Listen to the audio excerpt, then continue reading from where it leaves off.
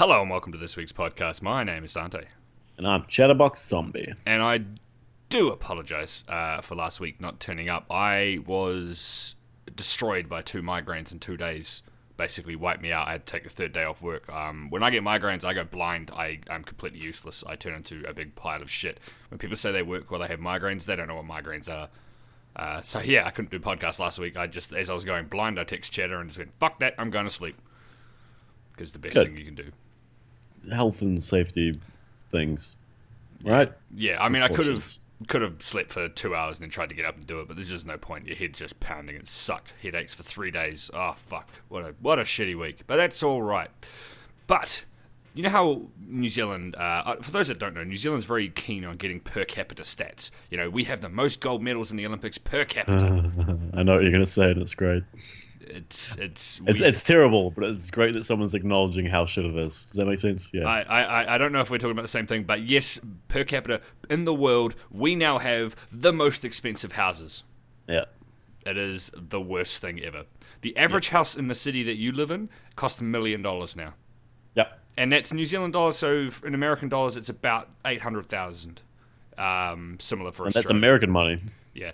So it's not good. We are completely fucked. In the OECD, we are the most expensive. We're not the fastest rising. Turkey has some inflation problems that they're fastest rising. But basically, we're fucked. Me and my colleague... Oh, in fact, no, even funnier. There's a politician in Auckland for NZ First or some fucking hilariously bad party. He has $180,000 salary. And he is saying even he can't afford a house. How fucked up is that? It is just broken. No one can afford a house anymore. Even where I live, my colleagues and I are currently looking for houses. I'm looking for a house just for the sake of being able to bash down a wall or do whatever the fuck I want. I can't find one where I live. In the city I live, I cannot find one. So the only options I have are to go to the really bad suburbs, which are not good. I won't go to Wainui. I won't go to Cannons Creek. I won't go to Taita. These places probably don't mean shit all to people, but they are not pleasant places to live. So I could go back to my hometown, which is an Upper Hutt, but even so, that's a shittily expensive place. It is not good for what you get. The best option I have is to take a train every single day to and from work for over an hour and a half and live over a hill. Or basically I have to go through a tunnel, through a mountain, and get to the other side. It's the only place I can afford a house. It's like a troll. It is absolutely depressing. I have to go live out in the sticks with a bunch of farmers to be able to support myself and live in my own house. We're fucked. Hey, you know the 3 billy goats gruff? No. Let's destroy this conversation. Yeah, I know of the 3 billy goats gruff, but I couldn't tell you anything about what the fuck it's all about. I don't remember. Oh, because I was trying to think what the moral of that story is. Well, push your problems onto other people, apparently. I guess I can't help. Yeah. Apparently the moral is don't be greedy. And like, you're right, the troll should have just fucking ate the goat straight away and not been a dick and waited for the other goat. I don't know, being greedy gets you pretty far. Capitalism. It does. Woo. Capitalism, yep. The corrupt sort of every society. It's at the top. But let's be honest, people are here to people are here to listen to us talking about games. Got there in the end. Good job. So I've been playing Battlefield 1. Oh, I actually started it too. I've had a bit too. Okay, let me ask you, what do you think of the game? Now, you're not a Battlefield connoisseur, right? I've played every Battlefield, basically. So what I stopped playing after Bad Company 2 because it was a buggy piece of shit and hard froze and killed my hard drive. That doesn't explain what you thought about Battlefield 1. Oh, no. It's just there for flavor. Okay. Battlefield 1, I like it. I like how it's super simplistic, and at the same time, they've weirdly scrounged up the most futuristic and practical technology of that time. Now, I've written a note here that says World War I is the perfect scenario for Battlefield. Yeah, well, I don't know. I don't know about the perfect one, but it's interesting. It is excellent in its simplicity. Yes, rugged simplicity. Yeah, I mean, the planes are simple. They don't fly around like jets. They don't have all the fancy shit. The tanks are basically horrible armoured things. You have a bunch of gas grenades and shit and gas masks. You've got artillery pieces. You've got these real old steampunky sort of train guns and shit. It's very simplistic. Nothing's over the top. It's just basic shitty warfare. And it's kind of cool. And terrible fucking strategies of sitting in a trench for 6 months at a time. Yeah, I mean, there are problems with the game right now. It is beta, so a lot of it's forgivable. In fact, most of it is forgivable. That's kind of the point of a beta. My major two gripes at the moment is that half my bullets go through enemies and do nothing, which really fucking pisses me off. And the other one is that client-side, the weather is client-side. So you know how when you get like dust storms and cars and shit driving past kick up dust and you can't see? Turn your graphics down, it disappears and you can look right through it. So if you go into a storm, you can see and shoot the enemies because your graphics low, but they can't see you. That seems fair. So there are problems with it. They're trying to work on it, obviously, but it's, as far as I'm concerned, it's a fun game. I don't know how long it was last. Like Battlefield 3 was the natural extension of Battlefield Bad Company 2. It was basically Bad Company 2, bigger environments, more vehicles, and more polish, and it was very good. Battlefield 4 was a waste of time. Hardline, just pretend it doesn't exist. But Battlefield 1, I could probably get back into it. I enjoyed it. It was fun. Running around as a medic trying to stab people with a needle was way more fun than trying to paddle them. Of course. It was a very strange... There's the needle and what's the other thing? Like the fucking... Yeah, something else, the meta class. You had a pack that you could throw at people. Yeah, how does that work? You throw it and people around it get health back. It's the same as most Battlefields. There's one of the classes, the assault class, that has a submachine gun, from what I can fucking tell. Yeah. Surely not many fucking soldiers going into World War One had that with them. That would have been just for fucking high-ranking commanders and shit, right? Otherwise, the grunts would just be stick fucking bolt actions. Kind of. I mean, for the most part, that is correct. Like, assault have the heavy grenades, the anti-tank grenades, which are barely anti-tank, like the slightly better grenades. It's just like 8 fucking frag grenades stuck together. Yeah. But that's it. That's all they have. Whereas the medics are, Battlefield support. The support class has a heavy machine gun of sorts, which they can use, but it's very inaccurate. And the medic has only a single bolt-action rifle, while most people have a bolt-action or semi-auto rifle. So I think the medic's a semi-auto. Oh, yeah, true, it is. But yeah, for most part, most people don't have an automatic rifle or automatic machine gun or submachine gun. So it is kind of cool. There were a lot of guns. Obviously, most of them weren't unlockable in the beta. I couldn't quite figure out how to use. Like, one of them was just the same guns, but the artillery version, which makes them more powerful. I was completely confused about the gun and unlock system. I didn't get the fucking scope on the sniper's gun. Because it was like this weird... It was like a box. It was like a cube. Like someone stuck a fucking Rubik's Cube on top of a rifle. Yeah, and you had to sight your rifle. So you had to choose whether you're shooting at 75, 150, or 300 meters. And if you don't sight your rifle properly, your bullets go over the enemy. Oh. But I couldn't figure it out. I mean, I was just sitting there constantly biffing bullets at them. And if you hold right click, it doesn't reload. So you get to watch the bullet, and it just sails right through them. And you're just watching it going, I don't get it. I can't figure this game out. I don't know if it's server lag, or if it's my installation, or it's just the game. That's great, though, when the weapons are so fucking archaic that you can't even figure out how the fuck you're supposed to use them. Like, I remember using the goddamn mortar shells, the mortar cannon in Far Cry 2. I had no idea. There's fucking trajectory and shit you gotta work out on that. Yeah. Holy shit, I failed fucking high school geometry. I can't do this crap. Oh my god. I like that sort of shit when it works, but in this case, it just doesn't. I mean...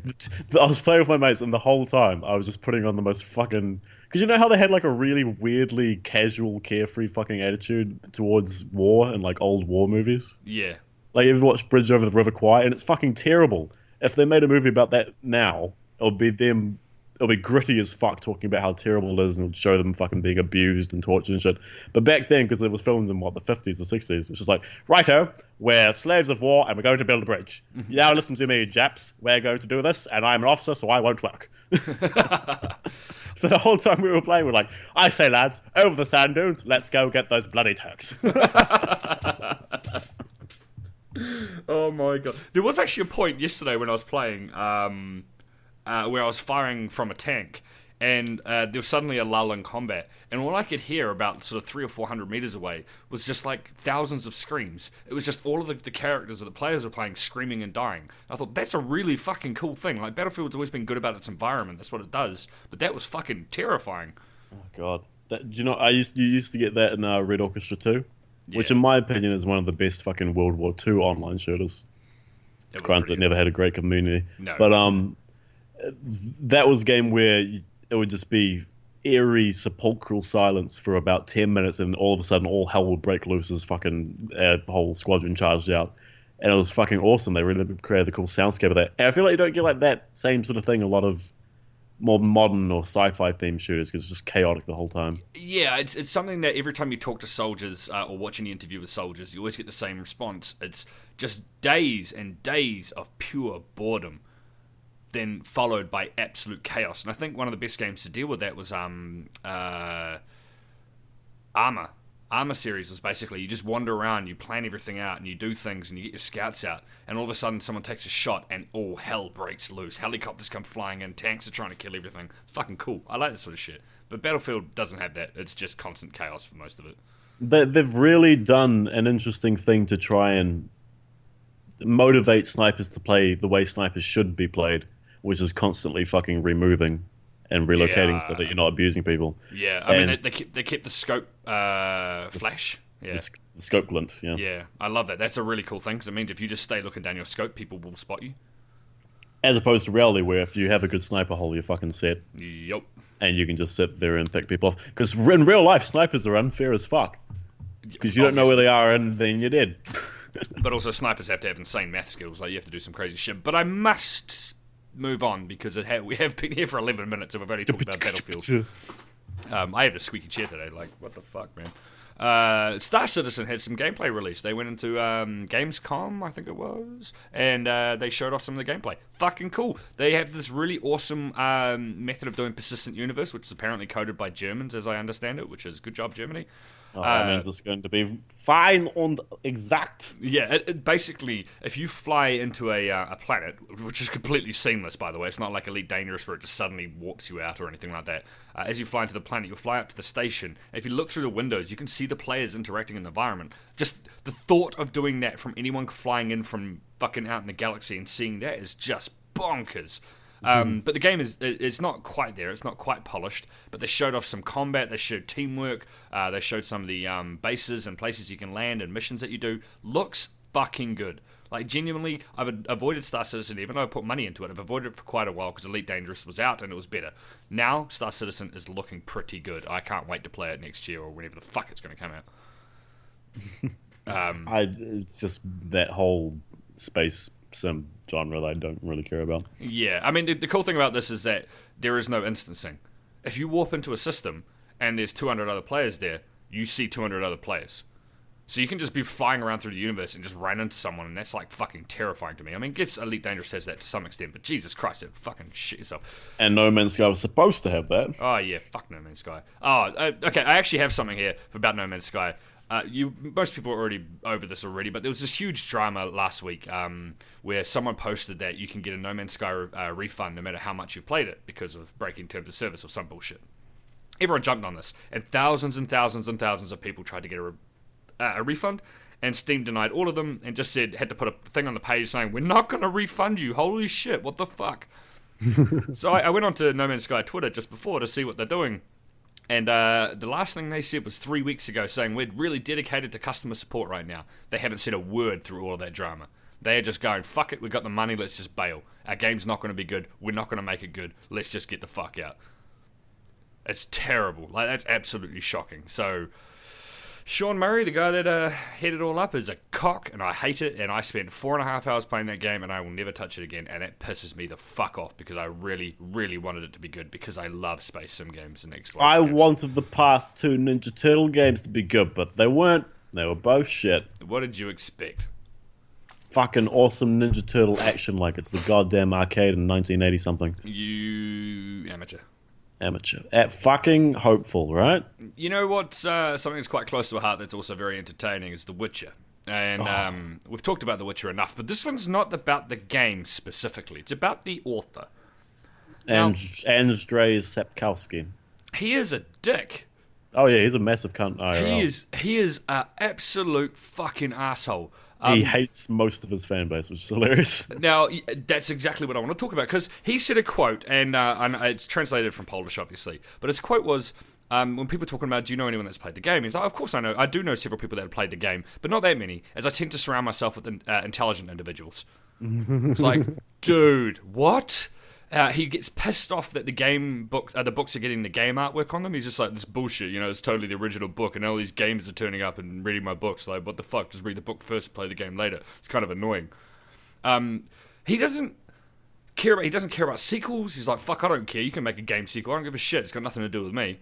It's like royalties and then hates you for liking them. But that's it. They're talking about, but you get royalties out of it. He's like, yeah, but it's real 50-50 because it's like they become fans of the series, but not of my work, and I don't like that. And it's like, what the fuck? So the guys, it's just really disappointing. The guys just... No, they're fans of his IP. It's just not of the original stories that they come from. Yeah, I mean, I'm both. I like both, and you'd think... I fucking love the books and the games. I mean, the books are fantastic, right? But it's just... The books are great. That's his work. The games are fantastic. That's his inspiration, and fucking CD Projekt Red being one of the best goddamn studios around. Yeah, and they actually just broke $1 billion worth of share prices. Like that's total shares. That's like they're worth money now. Like people fucking love them. They've got more developers working on Cyberpunk 2077 than they had on the entire Witcher series.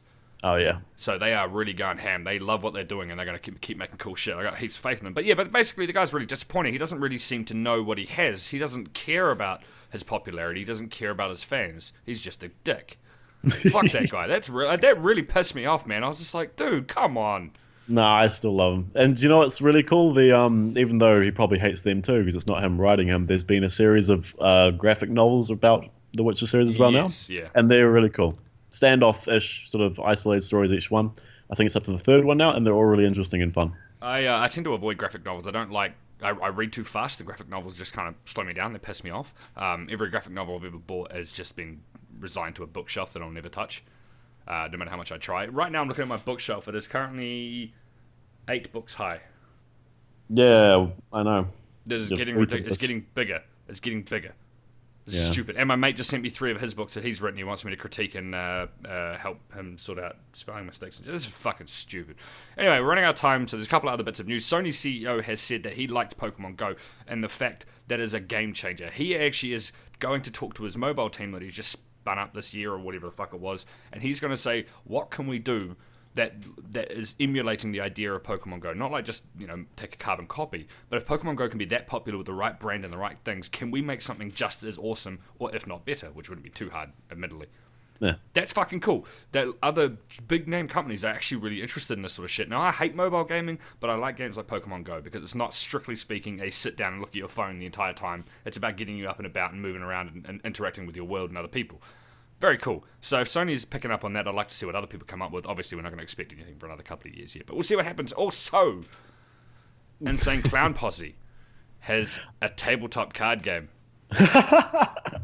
That's literally as far into the article as I was willing to read. That's the funniest sentence I've heard all day. I clicked the article, I looked at the title and went, fuck it, I'll mention it, I guess. I don't really give a shit. That's great. Fuck me. Like a video game trading card game, or? No, it's like a physical card game.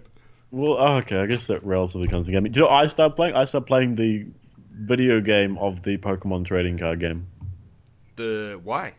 Online, because I've been getting into Pokemon cards, which is terrible. Oh, that's it's a terrible, right, yeah. terrible thing. It's like cocaine. Your fucking YouTube videos of you just watching people open packets of cards intended for children, and the fucking excitement and satisfaction I get from it is sickening. To be fair, I fully understand that because I have quite a large, well, I wouldn't say quite large, a reasonable amount of Magic cards, Magic the Gathering cards. I don't play Magic. I just love opening the cards. It feels good. It's fucking near orgasmic for a good 3 seconds. Yeah, it's really good, and that smell, it's delicious. The orgasm. Well, the weird thing about that is that if you go to Japan and you crack a pack in Japan, the cards are the wrong way around. Now, I don't mean that like they flip back to front, but basically the cards are in the wrong order. So if you grab a pack here, the rares are at the back with a couple of booster shitty cards at the back. But in Japan, they're at the front. So it's weird because you don't get that feeling of cracking it and then spreading the cards and then looking at the back. You just go, crack it, there it is. You're like, oh. Oh, no, there's an art form to it with the fucking card openers I watch on YouTube. They open it face down so you can't see. 3 through on the back is the rare. Put that at the back so you get it last. Oh, that's pretty clever. It's fucking amazing. It's an art form. And then as soon as they got a rare one, I'm like, sleeve it, put it in the sleeve, put it in the sleeve. And if they didn't, I was fucking scratching myself like a cocaine junkie. If it's like an epic rare or mythic rare or whatever, just double sleeve, fucking put it in the freezer, leave it there forever. Yeah, I got a secret rare in my last pull. Nice. Fuck, listen to me. Jesus Christ. Yeah, we should definitely move on. We should. This is getting depressing and strange because we're grown ass fucking men. Pokemon cards. All right, I'm anime. I'm just gonna have a vape. You're anime? Yes, I'm anime. Fuck, this makes your voice sound weird when you vape. Anyway, that was fun. What have I written down for anime? This is exciting. Oh, that's right. So, I'm just skipping straight into it here. I don't give a fuck. I can't be bothered putting a pause in the middle. I started noticing one thing that was really interesting is that New Game has a ridiculous, the show called New Game, has a ridiculous amount of artwork. Like, it's really popular. And I was like, oh, that's really interesting. I wonder why it's so popular. It has a bunch of cute girls doing cute things, I guess, and it's got some 3D artworky shit sort of thing about a game. Oh, fucking sounds interesting. So I went and looked it up, and looked up the synopsis on AnyChart, which is kind of I'm a regular of, and then I noticed the next season starts tomorrow. Whoops. Holy fuck, I have lived under a rock. I pretty much skipped most of this season. I watched a couple of the shows, but I had no idea it was the end of the season. I just haven't been paying attention. There's a whole heap of shit coming out. Oh god, I can't even remember. I can't remember what was last season. I mean, I'm still watching ReZero and shit like that, and I enjoy it, but it just for some reason it just never clicked that was the end of the season. I thought we still had weeks to go. Oh, there's a show about gymnast chicks. There's also a show about guys that have fold-out bicycles. Yeah, that's like, yeah, you know the bicycles you can fold up and then fold back out and then go for a ride. It's fucking depressing. But wow, I'm enjoying this. It's good. But there's some cool stuff. I mean, for me, Demi-Human 2 or Agent 2 is coming out. I fucking love that show. It just ended abruptly, and I'm very disappointed that it did. So I'm looking forward to it coming back. I want to see what happens. It's going to be cool. Brave Witches, a Strike Witches spin-off. Brave Witches appeared in a couple of the episodes. I can't remember, though. Another school that turned up. They're getting their own show. That's going to be cool. I haven't seen anything. The art style looks slightly different. Well, you expect that. Good bit. Slightly more slightly older and more mature. Look at the show Girlish Number. Ignore the synopsis. I saw that momentarily and was like, Look, ignore the synopsis, but how fucking pretty is that artwork? Maybe. I mean, this is me. This is what I do. I look at the artwork. You scroll down too vertically and look at the fucking gymnast one, Kajol, with how many fucking exclamation marks? Jesus Christ. Oh, Christ. Hang on. Anychat.net.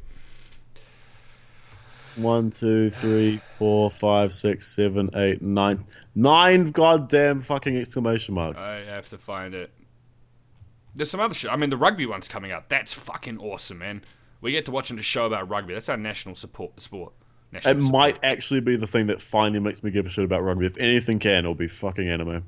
Where the fuck is your 9 exclamation marks? I can't see it. Kajol. Oh, wow. Holy shit. Look at it. Yeah. Oh my god. Oh no. I just watched the trailer thing and on the TV it looks great. It's hard to explain how popular rugby is here, but basically when I say national sport, I mean apart from let's say the nerds and shit like that, most people like rugby, and I grew up watching rugby. I didn't play it. I played it for about a year, and I was more a football fan. But it's very, very important. So when they said, 2013, 2014, they said they're going to release a rugby anime at some point. Fucking awesome. I can't wait. It's going to be so good. Even if it's terrible, I don't care. It's rugby. Oh, man. There's a harem show this season. What? Where? Yeah. Scroll down to the bottom left of TV anime. Where the fuck? What's it called?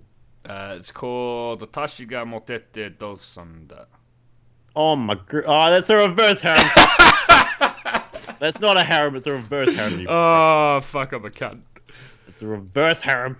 It is a reverse harem. It's got nothing to do with females. Fucking, and holy shit, fourth season of working? Jesus Christ. Right. I wrote that down. I was like, I mean, I like season 1. Season 2 is dull. I didn't even get into season 3. Now there's a 4th one. What the fuck? There's only so much fucking humorous and entertaining content you can get out of working for Japanese people, and it's good for 1 season, maybe. Have you seen Lyrical Nanoha? Yeah, some of it. Okay, so for those that don't know, Lyrical Nanoha is one of my favorite Magical Girl shows. I didn't like Mahou Shoujo shows at all, full stop. I mean, I watched Cardcaptor Sakura when I was younger, and I watched Sailor Moon when I was younger, but I just kind of, who cares? Lyrical Nanoha was a fucking amazing show. Like, the first season was good, the second season was phenomenal, the third season sucked so much balls. Some people disagree with me, but they're wrong. But the guy that made that is making a new show called Vivid Strike. And it has nothing to do with Vivid Red, which is what I first thought, and it has nothing to do with Lyrical Nanoha, but there's absolutely no details about it whatsoever. That's right, there's no synopsis, just a plain white passage. Yeah, so I went looking and found nothing. Basically, all we know is the Lyrical Nanaha guy. We have no idea what's going to happen, but to be fair, pretty confident. I mean, that was Lyrical Nanaha was a fantastic Magical Girl show, and it's been quite a long time since the show that I liked. You know, A's the second season, so I'm looking forward to it. That could actually be pretty cool. Yeah. There's also a Cultic 9, which is this weirdly dark-looking synopsis show, but all the characters are colourful. I didn't quite understand that, but it looks interesting enough. All based on some sort of weird occult connection. Occult, that's a fun word. It is a fun world. I mean, I'm watching many meanings.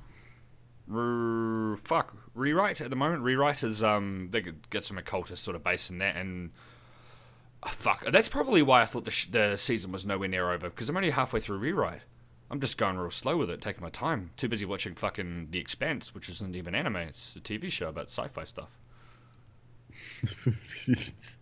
Oh, Dante. We're going way off track. We're getting old. You and your tastes. Well, okay, let's be honest. My tastes are pretty simple. It's either cute girls doing cute things or sci-fi.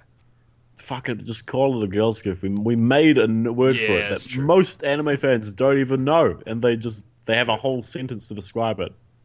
We narrowed it down to 2 words. I mentioned it on Reddit once, and people got angry at me. It's funny. Why? Because they're like, why do you don't need to name it? It's called a fucking slice of life. And I think we go back to our previous argument. It's technically not a slice of life. Like, slice of life is a broad term, but at the same time, kind of doesn't really apply to just it's a whole subgenre, and it's called fucking Girls Goof. And if you don't like it, go back to watching your animes with an S, because it's a plural, you fucking cunts. A cunt named Rog, who must be nothing younger than 70, jumped on Reddit the other day. He was like, look, these kids have been telling me... this is how he talks. I don't care how... I've never heard the guy, I only saw the text, but that's how he talks. Like, these kids are telling me about these animes, and I'd love to know what all animes is all about. Go through his history. Basically, he just has his drunken wife, and he just hates everything. All he lives for is waking up and drinking whiskey and smoking cigars. I'm like, why are there anime about him? This cunt's awesome. I need to recommend him anime. And I went on a big fucking mission. He's like, I like horror sort of stuff, but my bowels aren't what they used to be. And I was like, you can try Tokyo Ghoul. It's kind of horror, but it's very focused on like. No, it's not. It's fucking pandering teenage emo egg shit. That's it. I said it very much panders towards the perils of youth is how I put it. And he's like, that's all right. I actually wouldn't mind reliving some youthful days and stuff like that. And I was like, this guy's the man. He got tortured to the point where his hair went white. Yeah, sure. That makes sense. Also, good job for spoiling the finale of the first season. Oh, for fuck off. Doesn't matter. Got tortured by a guy whose character design was supposed to be that he was intimidating and fucking restless and had bulging eyes, but to me just looked like he had terrible fucking animation quality whenever he stepped in. Yeah. Did you get that? Yep. That's a bad design if people consider it to be bad fucking animation quality whenever they walk in. Yeah. The other thing, I'm just getting away from that because we're running out of time again because we're fucking terrible at this. We don't actually have a time frame. We just soft put it on. Potato chips. There is a show about samurai, and as we know, I'm quite interested in this sort of historic samurai sort of stuff. I've always liked it. And it's a show that kind of reminds me of Fate Stay Night, where the samurai are taken out of history and put into this, let's say, magical world or alternate reality where they all have to fight each other. It's going to be fucking cool. I like these sort of shows. The last one I saw that was related to samurai history was Nobunaga the Fool. That was a robot show, but it was fucking cool. So I want to see more of that. I'm going to watch that as well. Next season could be good. I could be watching quite a few shows. The problem is I have to watch quite a few shows, and that's terrifying. Also, I apologize if I'm really loud today because I have new headphones and they're completely blocking out all of my sound. I have no idea how loud I'm talking. Dante. Yeah. Next time you go to get groceries. Yeah.